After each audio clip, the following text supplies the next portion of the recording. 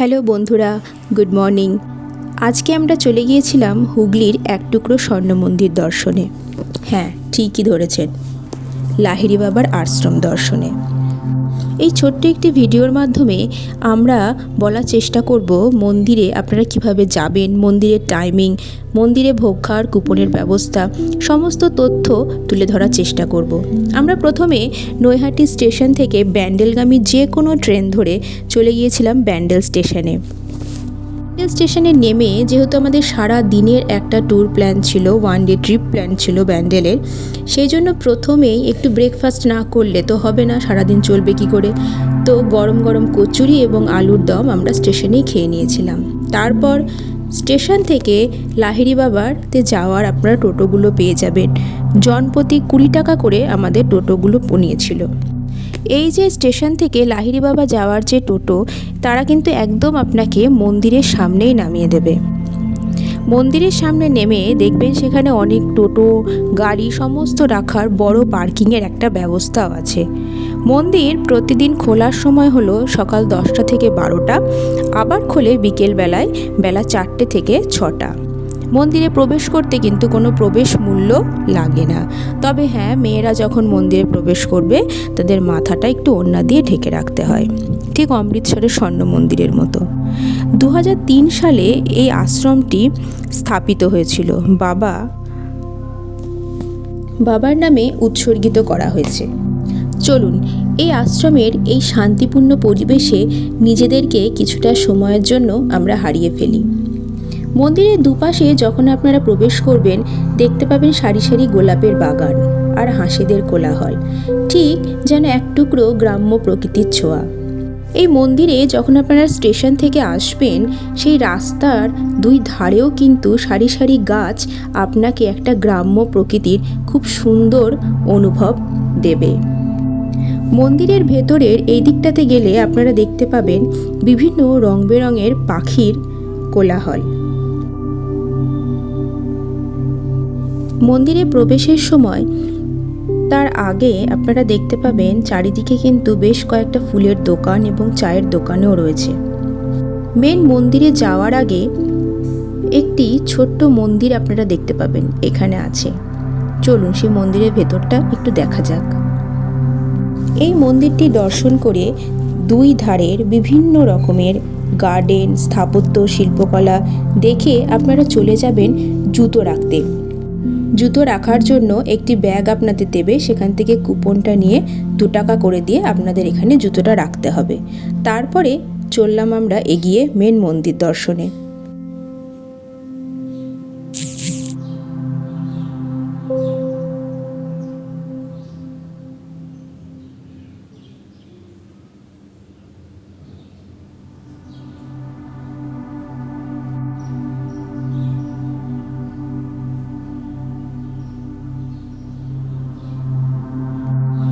আমাদের আসল আশ্রমটি দেখার সময় বাঁ দিকে একটি আমরা উপাসনা গৃহ পাব।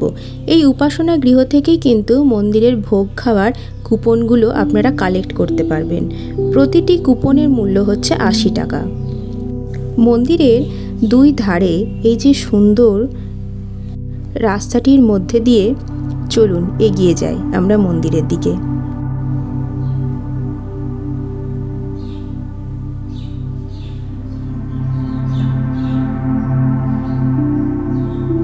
মেন মন্দিরে প্রবেশের সাথে সাথেই আপনারা অনুভব করতে পারবেন এক অভূতপূর্ণ শান্তি। মন্দিরটি একটি জলাশয়ের ওপরে তৈরি। এই মন্দিরটিতে যখন আপনারা প্রবেশ করবেন তার সামনেই দেখতে পাবেন যে প্রদীপ, ধূপকাঠি বিক্রি করারও লোক বিক্রি করছে।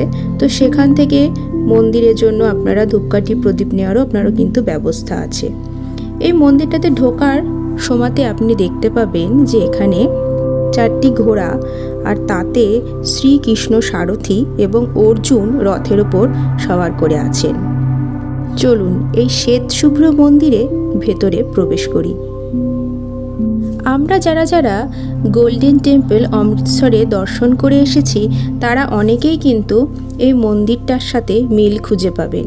এই মন্দিরে আমরা যখন প্রবেশ করব সেই প্রবেশের আগে ওখানে একটি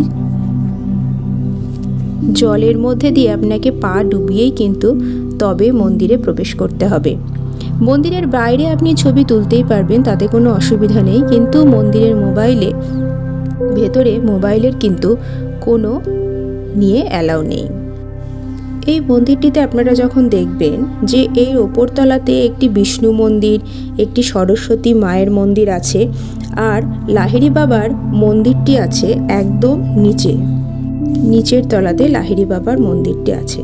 লাহিড়ী বাবার জীবনের আদর্শই ছিল সার্বজনীনতা এবং ভ্রাতৃত্ববোধ। সেই জন্য এই মন্দিরে কিন্তু বিভিন্ন ধর্মের মানুষের জন্য আলাদা আলাদা প্রার্থনা কক্ষ আছে। আমরা এখন মন্দির দর্শন করে মন্দিরের আশপাশটা একটু ঘুরে দেখার চেষ্টা করব। এখানে একটি চা কফি খাওয়ারও কিন্তু ব্যবস্থা আছে। বসার জায়গাগুলো খুব সুন্দর, আপনারা এখানে বসে চা কফিও খেতে পারেন। মন্দিরে যে উপাসনা গৃহর কথা বললাম, উপাসনা গৃহ থেকে কিন্তু অবশ্যই বেলা 11টার মধ্যে ভোগের ব্যবস্থা করা হয়। তার আগে আপনারা কিন্তু কুপনটা কেটে রাখলে খুবই ভালো হয়। যেখানে গাড়ি পার্কিংয়ের জায়গাটি দেখিয়েছিলাম তার ঠিক পাশেই মন্দিরের ভোগ গ্রহণের কিন্তু স্থান।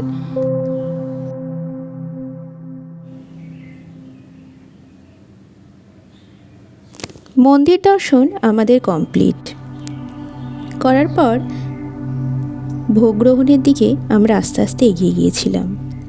যেখানে টোটো বা গাড়িগুলোর পার্কিংয়ের ব্যবস্থা আছে, ঠিক সেই জায়গার থেকে কিছুটা পিছিয়ে আসলেই তোমরা দেখতে পাবে ভোগ গ্রহণের স্থানটি। বেলা 11টা থেকে এখানে কুপনের মাধ্যমে ভোগের ব্যবস্থা করা হয়। চলো দেখে নিই ভোগের থালিতে কী কী ছিল। ভাত, ডাল, পাঁপড়, চাটনি আর 2টো তরকারি ছিল ভোগের থালিতে,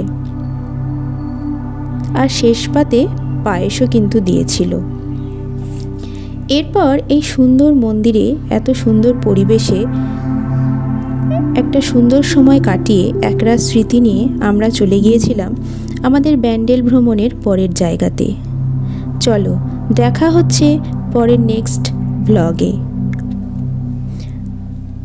লাহিড়ী মন্দিরের এই ছোট্ট উপস্থাপনাটি যদি তোমাদের ভালো লেগে থাকে তাহলে অবশ্যই আমার চ্যানেলটিকে সাবস্ক্রাইব এবং লাইক করতে ভুলবে না।